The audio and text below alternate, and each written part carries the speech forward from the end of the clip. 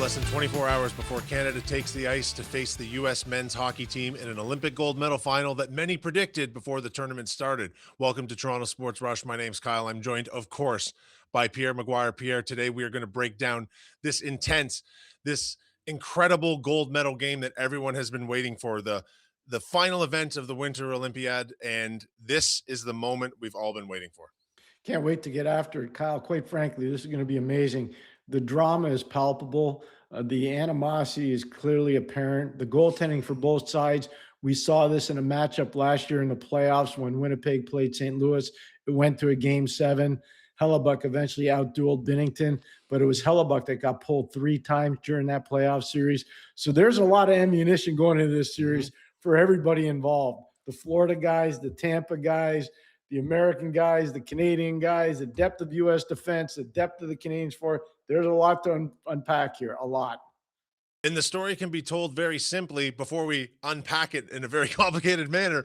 Bet Rivers lines this morning: Canada minus 125, the U.S. plus 107, and the over-under is set at a low 5 goals. This is virtually a pick'em, and I can't disagree with any of those lines. I would be interested to see if Sidney Crosby were guaranteed to play, Kyle, what the lines would be. He makes that much of a difference. And I know people say, well, you know, they got by without Sid against Czechia. They got by without Sid against Finland. This is a way different deal. And part of why I say that, if you look at the American center ice position with Austin Matthews, with Jack Eichel, with Dylan Larkin, with Brock Nelson, they line up pretty well with Canada. But if you take Crosby out of that equation, I think it's advantage USA. And that's an issue. And faceoff play is going to be a very real issue in this game. We saw it bite Canada yesterday when Bo Horvat lost a draw clean to Sebastian Aho. It ends up in the net off the stick of Mikko Rantanen. Faceoffs are going to matter in this game a lot. And that's why I'm worried if Crosby can't be playing, and I don't know if he will, and even if he does, Kyle, you know, he's not going to be 100%. There's no chance. You know, that's we'll big get loss. We'll get to Sid in a second there too. Let's go over the bit of a history lesson for the viewers first here, Pierre. Okay. This is the first time we've had NHLers in the Olympics in the last 12 years. And so when we break down the history between these two teams, we're going to keep it to those times where the NHL players have participated, because let's be frank, it's a different game when they're here versus when they are not. This is the 6th time they've played under those circumstances. Canada is 4-1, with the lone loss being to the U.S. team in the round robin play at the 2010 Winter Olympics, which Canada avenged in overtime in the gold medal game, of course, with the Sidney Crosby golden goal. Talk about some of your memories from those games, Pierre. Well, the 0-2 game, I remember clear as day. Herb Brooks was coaching for Team USA. Pat Quinn was coaching for Team Canada. Wayne Gretzky was a manager of that team in 0-2. He took the team on his shoulders. He deflected everything away from the team, put it right on his back. And that was coming off the disappointment in 98 against, it was back then the Czech Republic, and Dominik Hasek in the shootout. So I remember that game clear as day. The 10 games I remember unbelievably well because I was calling all of them. With Chris Cuthbert and Gord Miller. And what I remember the most is Zach Parise kept telling his guys on the U.S. bench, we can tie this, we can tie this. And eventually they did in the gold medal game. But I also remember the next day, Ron Wilson telling me, he told his staff, if we don't score within the first 3 shifts of overtime, we're not going to win this. And they're all like, what do you mean? And he goes, because our guys are so worn out mentally and physically to get back in the hunt, they're not going to have much left. And that's exactly what happened. Ronnie couldn't have been more correct. I remember Sid yelling, Iggy, Iggy, Iggy. I remember the composure of Doughty and Niedermeyer and Pronger on the Canadian defense. I remember the greatness of Mike Richards, Jonathan Taves, and Rick Nash as a checking line. And I remember the courage of Mike Babcock to pull Marty Brodeur and put in Roberto Luongo, and Luongo delivering the goods. That's what I remember from 2010. So it was an incredible Olympics. And so we come into this game today, and Canada has all of the expectations imaginable on their shoulders. Canada is gold medal or bust. That is simply how it works here. And the U.S. has not actually taken home the gold for 46 years since, of course, the Miracle on Ice. Well, they come into this game as a looser group of skaters for that exact reason. They do. The pressure, though, and I give them a lot of credit. Billy Guerin said, I'm in this to win this. Like, we're not going there to get a silver. We're going there to get a gold. He took a lot of slings and arrows, as you know, Kyle, for the way he picked his team. No Cole Caulfield, no Jason Robertson, no Lane Hudson. He said, I want guys that can check. Well, he picked his team. It's interesting. Kyle Connor was a healthy scratch in the Four Nations. Kyle Connor, after one game in this tournament, has been a healthy scratch for the U.S. as well. Maybe to the betterment of the Americans, because now they found some offense on the third line with Jack Hughes playing beside, excuse me, sorry, playing beside Dylan Larkin and Tage Thompson. So you look at it, they found some magic with their depth guys, and I think that's really important. So yeah, they're in it to win it, and just like Canada, I find this interesting because people question some of the selections for Canada. A lot of people really challenge the selections of Team USA. Both teams are in the gold medal game. Yeah, it's tough to find fault with that, although that's why they play the last game tomorrow because it has been leading up to this. And before we get into the specifics of the matchups on these two teams, you did allude to Crosby earlier, and Canadian coach John Cooper about an hour ago has listed Captain Sidney Crosby as a game time decision. Now, is that it seemed like the type of injury at his age that probably wouldn't be in his best interest to come back for, but we of course know no specifics. Mhm. Are we going to see a Willis Reed situation here, or is this psychological warfare? They also said he was a game time decision going into the game yesterday against Finland. So I So, don't know. Pierre, I read this morning that they were having trouble locating what they would consider an acceptable leg brace for him to wear in order to skate. I'm wondering if in the 48 hours that will pass between games, if they've sorted that situation out where they feel like they could protect his leg. This is all of course, very speculative, but Yeah, this is what's being said right now. yeah. And I'm curious if they would take the chance because ultimately this will 1000% be Sidney Crosby's decision and his alone. Well, the Pittsburgh Penguins will have something to say about that. Sid will have something to say about that. And Pat Brisson, who I happened to see on television yesterday, Sid's representative, Pat Brisson is there as well. So I think there's a lot of people who will have something to say.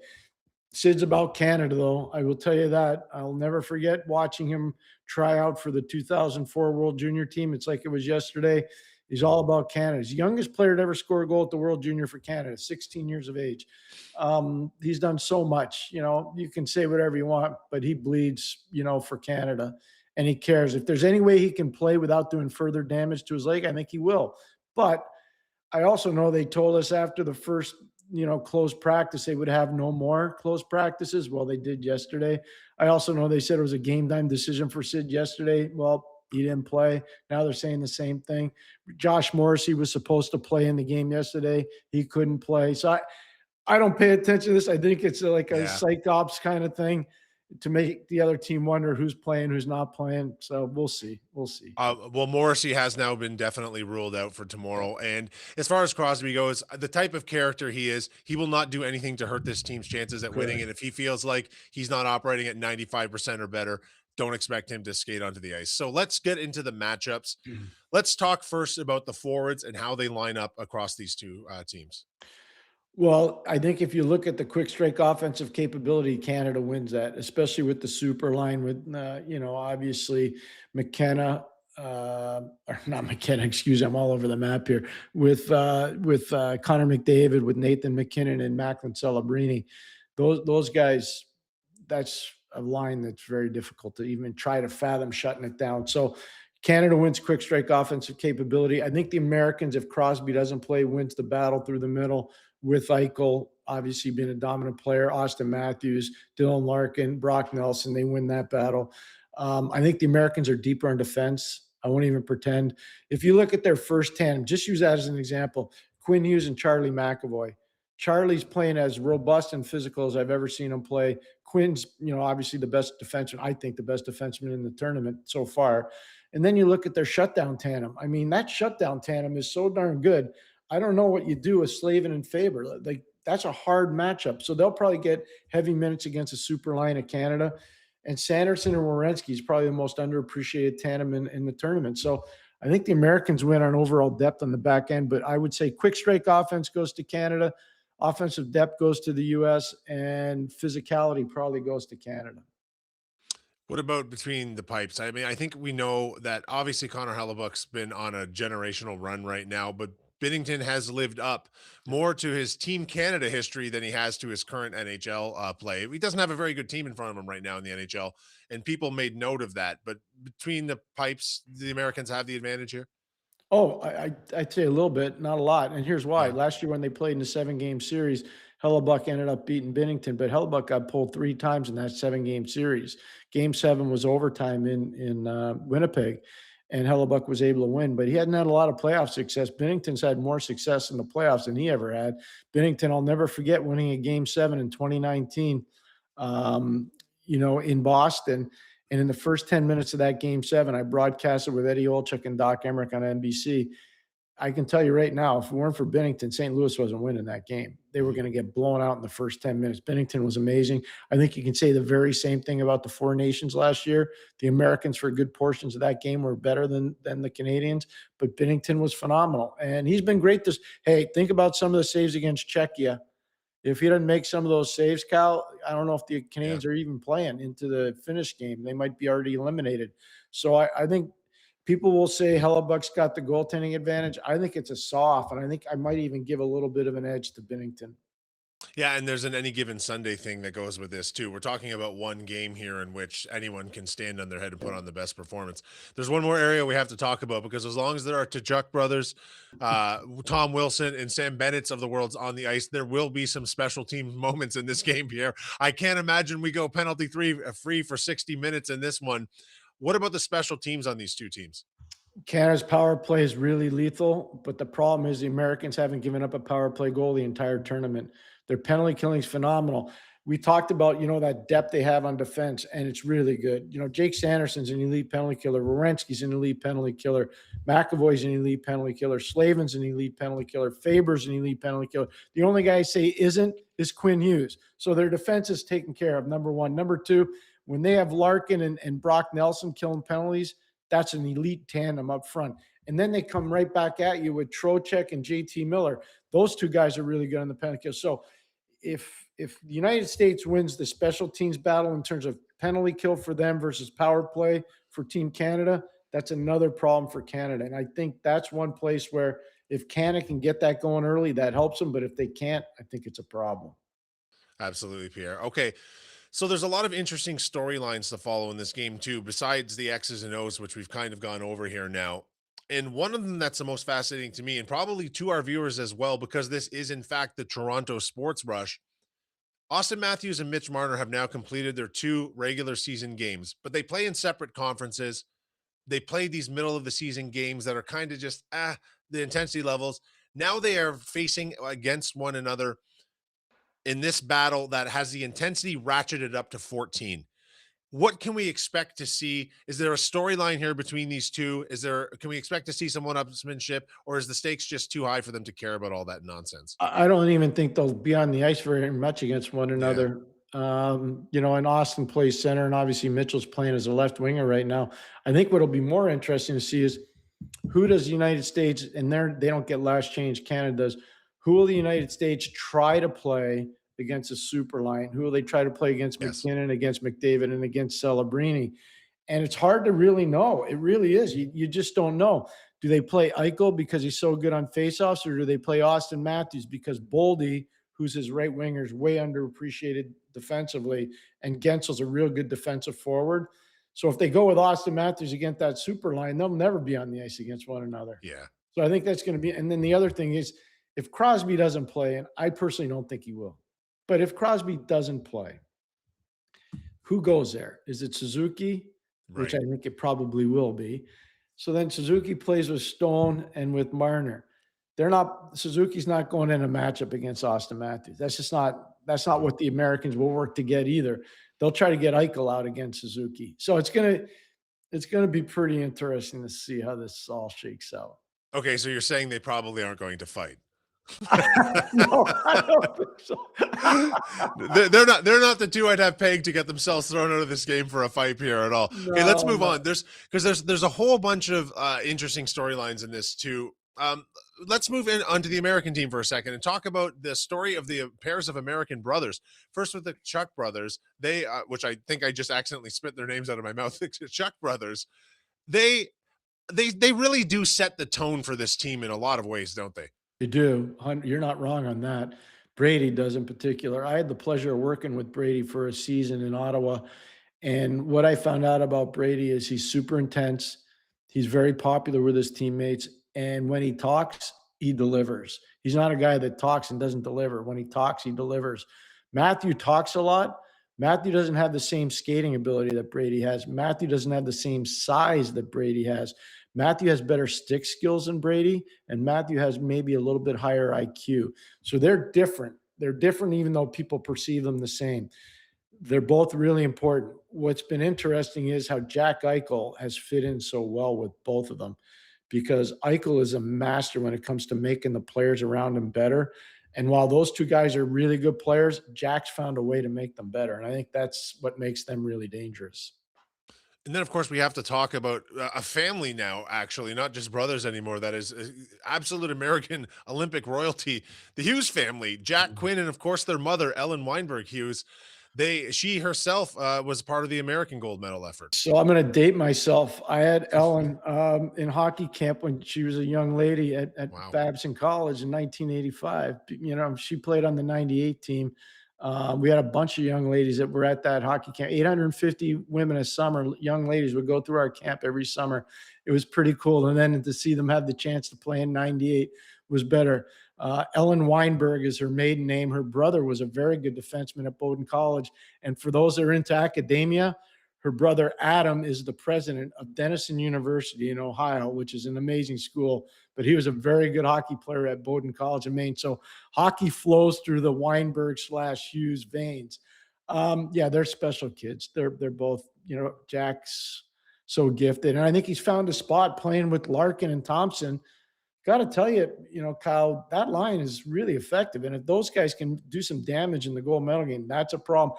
I don't know if Canada can match that kind of offense that they have with Tage Thompson, with, Dylan Larkin, and also with Jack Hughes. Because if those guys play the way they have the last two games, that's a problem for Canada. But the Hugheses are spectacular players. And you just mentioned Tage Thompson there. He was pulled from the last game, but that was mostly a precautionary Yeah. measure. We saw him walking around with all his equipment except his skates, and it was the game was out of hand at that point, and I think they made the right decision there. Expect to see him full flight in this game. So we've talked about the storylines, we've talked about some of the matchups. I want you to maybe highlight some players for each team here, because it's very easy for us to talk about these elite A-list superstars. Mhm. Obviously, Connor McDavid's a force. Obviously, Austin Matthews is a force, and so on and so forth. Who are the guys that are going to lead these two teams in the trenches? Because it seems to me, with so many things at the upper level being nearly a wash between these two teams, it's these trench battles that are going to determine the outcome of this game. Canada's going to have to get a big performance out of Brad Marchand, Sammy Yes. Bennett, and Tommy Wilson. That line was put together yesterday. I thought it would start the tournament together. They haven't. I think part of that was because Marchand was, whatever was ailing him was ailing him. They're back. They're playing. But if they're going to play together as a group, all three of them have to know no shenanigans. They can't be taking penalties. Brad can take penalties. We know that. Sam took a real bad penalty against Finland, and Tommy took some bad penalties in this tournament. Can't take penalties, but they can be an amazing weapon for Team Canada if they play smart and play the way they're capable of. All three of them have won Stanley Cups. All three of them understand big game moments. And so I would say that line's got to be very effective. I think Nick Suzuki has to be very effective, especially if Sid's not playing. And then the last guy, and he's hardly playing, which is shocking to me. He scored a huge goal yesterday, Sammy Reinhart. Sammy Reinhart, I think they got to find a way to get him more minutes, because he's a guy that can score and he can check and he understands big moments. He's been in 2 Stanley Cup final, played in the Four Nations, been a very important player for a lot of years in the league. And I think he needs more than 6 minutes a game. And who should we watch out for in those trenches for the Americans, Pierre? Well, I think we talked about Brock Nelson, probably the most underrated depth player in the whole tournament. He's been great on penalty kill and faceoff situations. Dylan Larkin has been tremendous. I think the biggest thing is their back end. Werenski and Sanderson, that tandem has been so good, and they're playing as a 5-6 tandem, if you can believe it, Kyle. Like, that's just so. The problem, I think, for Canada, they'll have to find a way through, generate more than 1 or 2 chances every cycle situation. The American defense doesn't allow a lot of opportunities off the cycle, but if you can create those second and third chance opportunities, that will fluster them. But that tandem in particular is vastly underrated. Yeah, so I mean, we've poured over everything that you can pour over, Pierre. Now all that's left is for the ministers of province to decide who's going to open the bars the earliest tomorrow morning. We've got Ontario in for 6 a.m. I'm sure that's spread across the country, But this is a national holiday. And one thing that I love to see from a competitive point of view is that over the years, this has become a bigger deal in America as well. You're down there now. What is the energy like surrounding this incredible matchup? Well, I live in a football community, believe it or not. I'm just north of the Georgia state line. I'm about an hour and a half south of Charleston, South Carolina. And a lot of Southeast Conference football players retire here. A lot of former NFL players are where I live right now. And they're all talking about hockey. It's pretty amazing. So the answer, yeah, there's a lot of buzz. I had a couple of them call me, excuse me, a couple of them call me the other day and say, hey, we watched the last bunch of games with you. Could we come over for the gold medal Sunday if it's Canada US? I said, absolutely. So they're coming over before I have to do the post game hit with you and Dan. So they're coming over. So I'll be the smallest guy here. I wish you were here. You could protect me from these guys. They know I'm Canadian. They're all US, so it'll be interesting. Breakfast at Pierre's, everyone. It's a gold medal breakfast. I've hosted those parties myself in the past, and we will see you back right here immediately following the gold medal game tomorrow. Pierre and I will be joined by Dan, of course, to break down everything we saw. Hoping for an incredible game of hockey. And I won't say who I want to win, but I think we all know. But no matter what, folks, this is the Olympics. This is the spirit of the Olympics. Enjoy the game. It's important to just allow yourself to be present in the moment and enjoy what's going to be an incredible final event of this Winter Olympics. Pierre, thank you for joining us once again. We'll see you tomorrow immediately following the gold medal game. Can't wait, Kyle. Thanks so much. Really appreciate it.